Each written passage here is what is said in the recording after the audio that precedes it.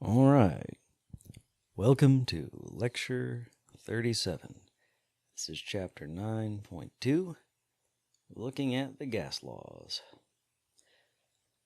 Okay.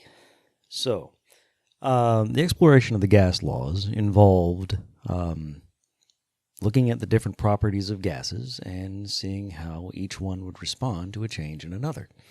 So, the properties of gases we're looking at are these: pressure, volume, V for volume, V for volume, all right, N for moles, and T for temperature. So for each of the gas laws, what happens is two of these will be held constant, the other two will be allowed to vary.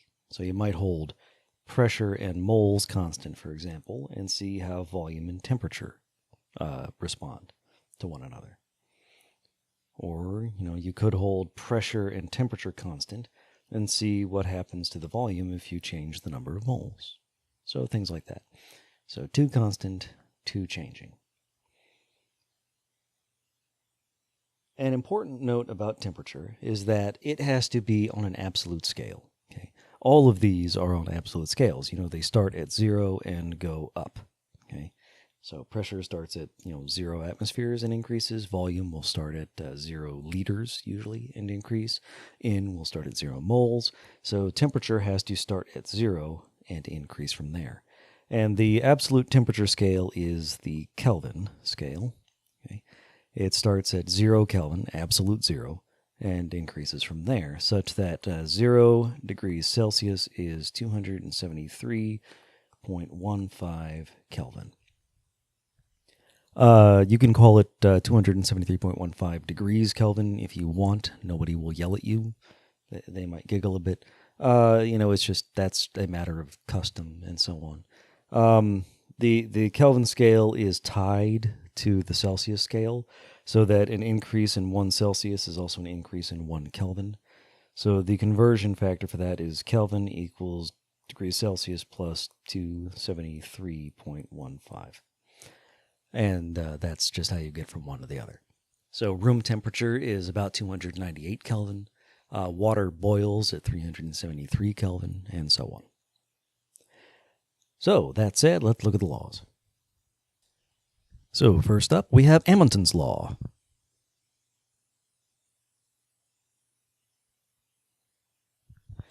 All right, we have our constants, constant, and we have our variables. Okay, so Hamilton's law looks at the relationship between pressure and temperature.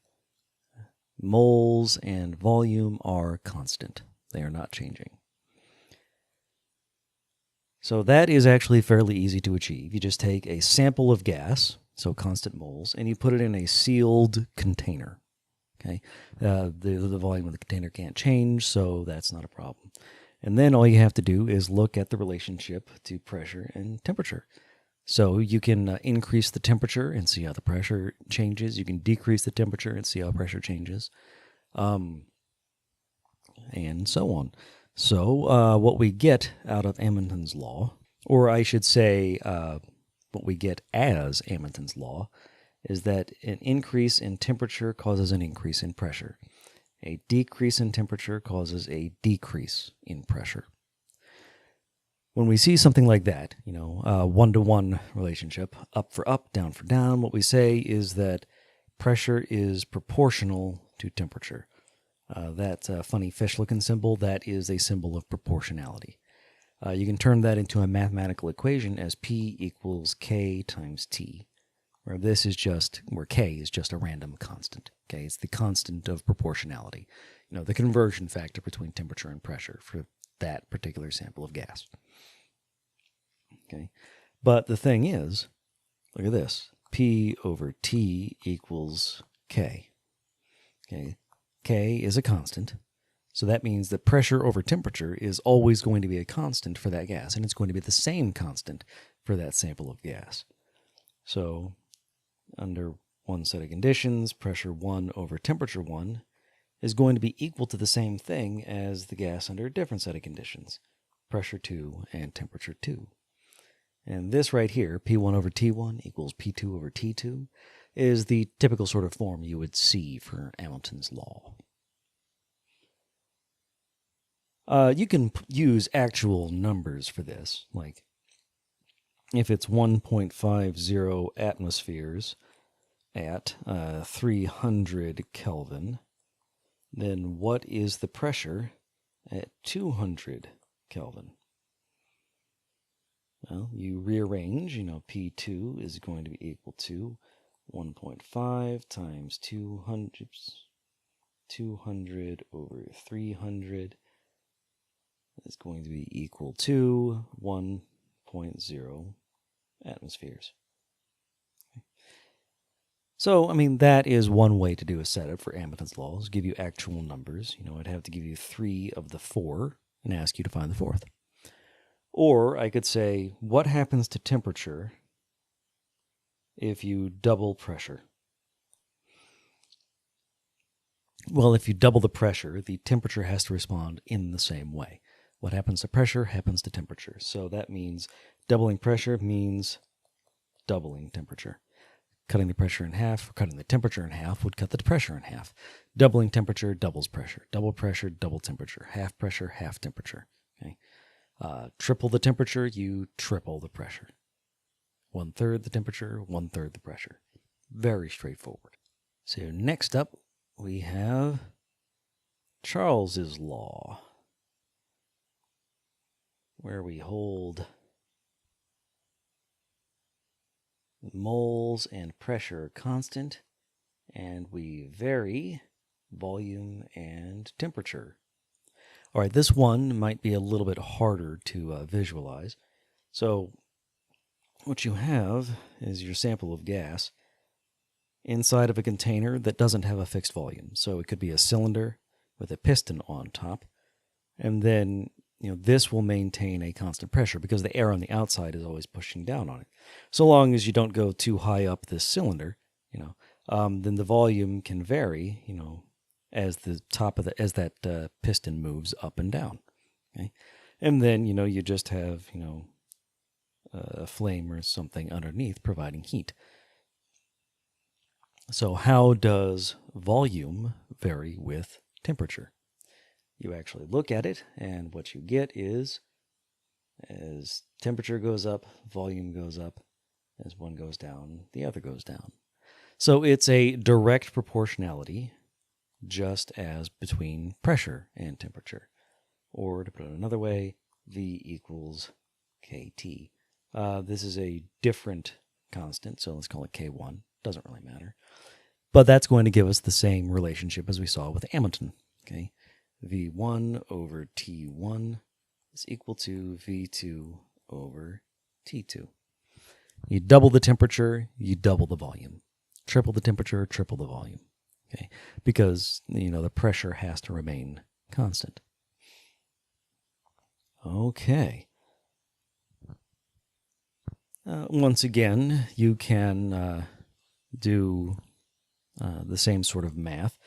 If you have a sample of gas that is 30.00 liters at 400 Kelvin, then what is the volume at 200 Kelvin? Well, we're looking for V2, so V2 is equal to V1 T2 over T1 is equal to 30 times 200 over 400 is equal to 15 liters. Let's go ahead and stress, again, these have to be in Kelvin. Okay. If it was in Celsius, then this would be negative 73 and positive 127. And, times 30, you'd come up with a negative volume for volume 2, which just doesn't make any sense. So we definitely don't use Celsius or Fahrenheit for these sorts of problems. We always have to use Kelvin. And now we have Boyle's law, wherein we hold constant moles and temperature, and we vary pressure and volume. Okay, this one is a nice little experimental setup. You have your piston and cylinder combo. You can change the pressure just by putting weights on top of the cylinder or taking them off. Just increasing the weight means increasing the pressure because each weight applies a force, and then the cylinder is your area. So force over area equals pressure. And then in order to hold the temperature constant, you put the whole thing inside of a water bath. And the water bath will maintain it at a constant temperature. And so what they find is that when you increase the pressure, you squeeze the gas, your volume is going to go down. And likewise, you decrease the pressure, the volume goes up. That should come as no particular surprise. You squeeze something, it gets smaller. Okay, so what that means is that it's no longer directly proportional. Now it's inversely proportional, or P is proportional to 1 over V. Okay, turn that into math. P equals K over V. Which means that for Boyle's law, the math problem looks different. Now, it's PV equals K. Pressure times volume is our constant. So it becomes P1 V1 equals P2 V2.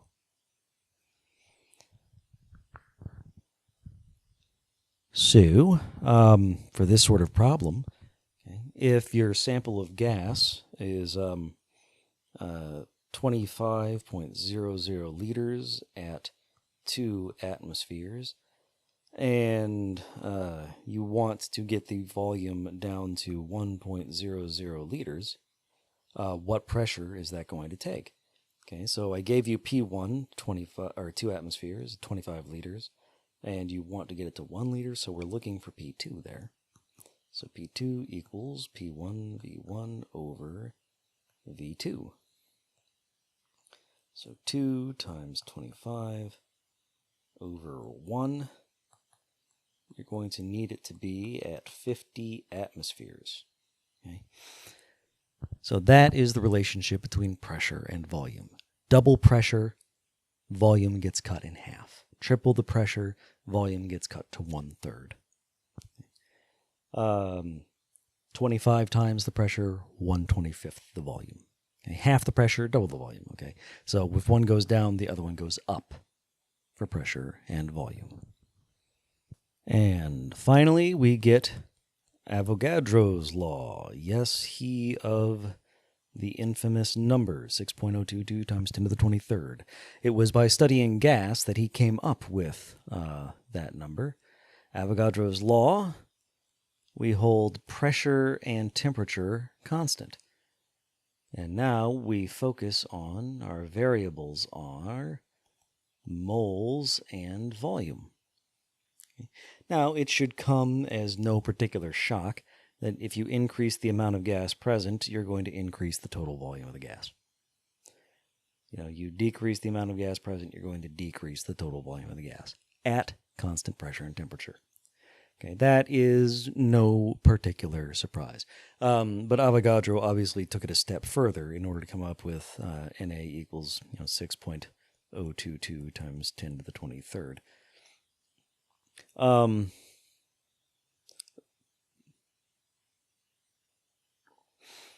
But in any event, we now know that these are directly proportional. N is proportional to V.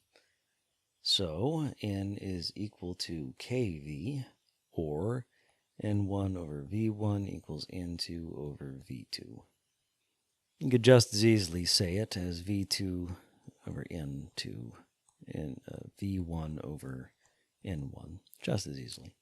And this is, in fact, the way we usually do it. Okay. And so, you double the number of moles present, you're going to double the volume of gas they're contained in. So if 1 mole takes up, 22.4 liters, then 2 moles will take up 44.8 liters.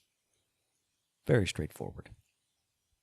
So with all those laws under our belt, those laws describing the relationships between various properties of gases, we can go ahead and we can come up with the combined gas law.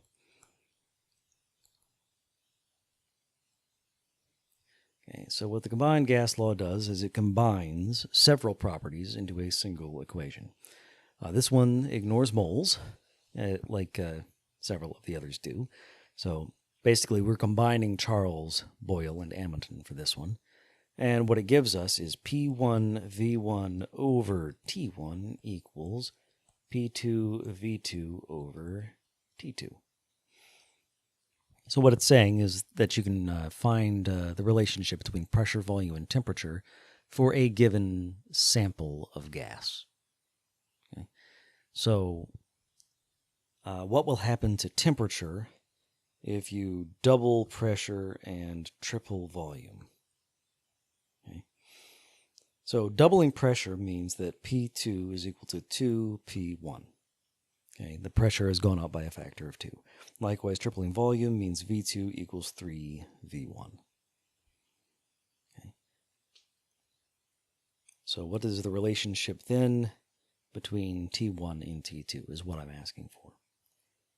So P1V1 over T1 is equal to P2V2 over T2, or 2P1 times 3V1 all over T2. Now let's go ahead and solve for this in terms of T2. So we multiply both sides by T2. T2, P1V1 all over T1 equals 2P1, 3V1. Now let's go ahead and get these three over on the other side. So we're going to divide by P1V1. We're going to multiply by T1. That'll give us T2 is equal to 6P1V1 T1 all over P1V1. Yeah. So that means P1 cancels, V1 cancels, okay, because P1 over P1 is just going to be 1. And T2 is going to be equal to 6T1. So for a given sample of gas, if you triple the volume and double the pressure, the final temperature is going to have to be 6 times the initial temperature. You can also, once again, plug numbers into there. You know, if you start off at, say, 1 atmosphere and 1 liter at 300 Kelvin, what is the pressure going to be if you decrease the volume to half a liter and increase the temperature to 400 Kelvin? So that would mean P2 is equal to 1 times 400 divided by 300 times 0.5.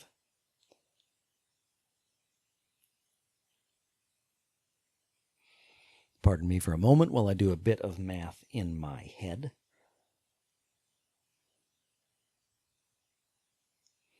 .67 atmospheres. So it went up by a factor of 2.67. Okay.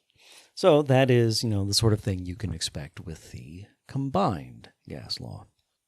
But the limitation of the combined gas law is that it only works for a particular sample of gas, and you have to know the starting conditions for that sample of gas. What we want is to universalize this. We want to be able to find, all the properties for any sample of gas, okay, sort of regardless. So for that, we use the ideal gas law.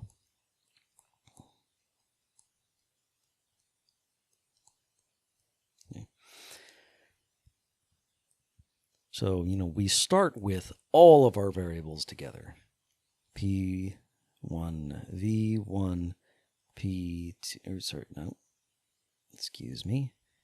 N1, T1, based on the laws as we had them. We know that pressure is inversely proportional to temperature, and so is volume. And we know that pressure and volume are both directly proportional with temperature. I'm a dinkus. We know that pressure and volume are inversely proportional to one another. And we know that volume is directly proportional with moles.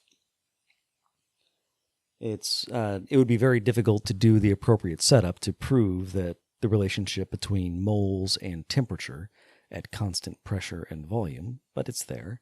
And likewise, it would be somewhat difficult to hold volume and temperature constant while showing the relationship between moles and pressure. But, we can generalize to this equation based on the laws we had before. And that will be equal to P2V2 over into T2. Or we could just say that it's equal to some constant. Just very similar to all of the gas laws we've dealt with so far. So now let's go ahead and dispense with those subscripts. It'll just give us PV equals K in T. And that is the universal gas law. Okay, PV equals K in T. Except that it usually isn't written exactly like that. We have a special name for that particular constant. We call it the universal gas constant, and we represent it with a capital letter R. So the way we usually write the universal gas law, or the ideal gas law, is PV equals NRT. PVNRT, that is something you are definitely going to want to remember. Okay, PVNRT. I mean, it'll show up on the equation sheet for the test, but you still want to remember it because you're going to need to know how to use it. Okay. R, the universal gas constant, you'll also need to know. The value for R changes depending on your units, of course. But typically what you're going to see is 0.08206, and its units are liter atmospheres per mole Kelvin.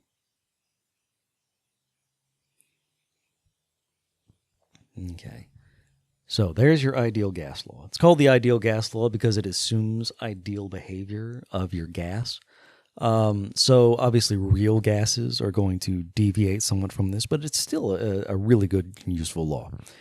So let's go ahead and, just for giggles, let us find the volume of 1 mole of gas, any gas, at 298 Kelvin and 1 atmosphere.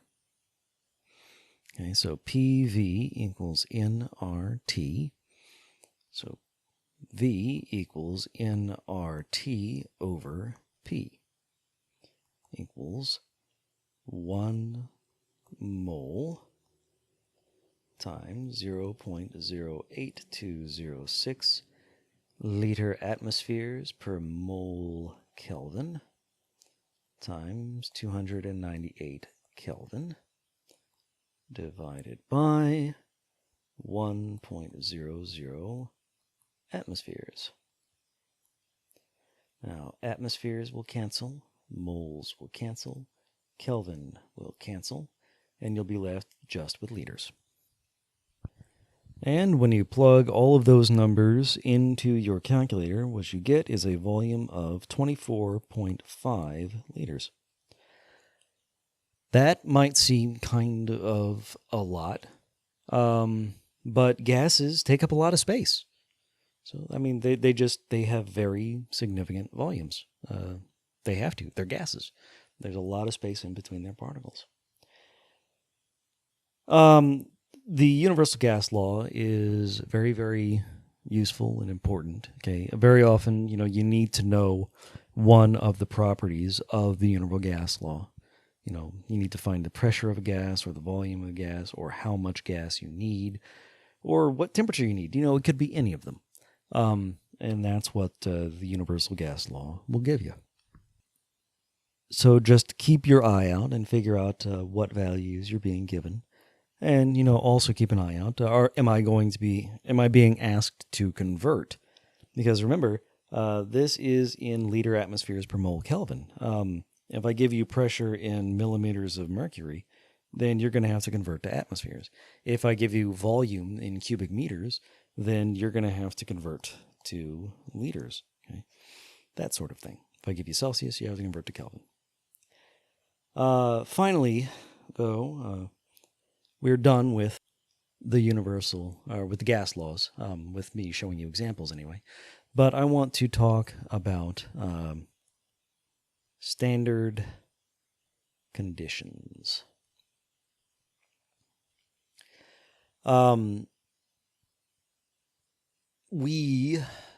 There's no really universal conditions.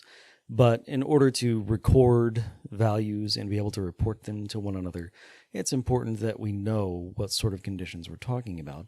And we have sort of evolved a standard set of conditions, the sort of conditions that we expect people to operate at most of the time. Okay? So what that amounts to is what pressure and what temperature are you talking about? Because obviously volume and moles are going to be subject to experimental conditions to a far greater degree. Pressure is usually, and under standard conditions, I should say, pressure is 1 atmosphere, just sea level. And temperature is 0 degrees Celsius or 273.15 Kelvin. Sometimes, under other conditions, under other scenarios, you'll find that the standard temperature is 298 Kelvin, room temperature rather than 0 degrees Celsius. It depends on what situation you're at. But for the gases, for now, we're talking about standard conditions as 1 atmosphere, the freezing point of water. All right, and that does it for section 2. And that does it for this video. I'll see you next time.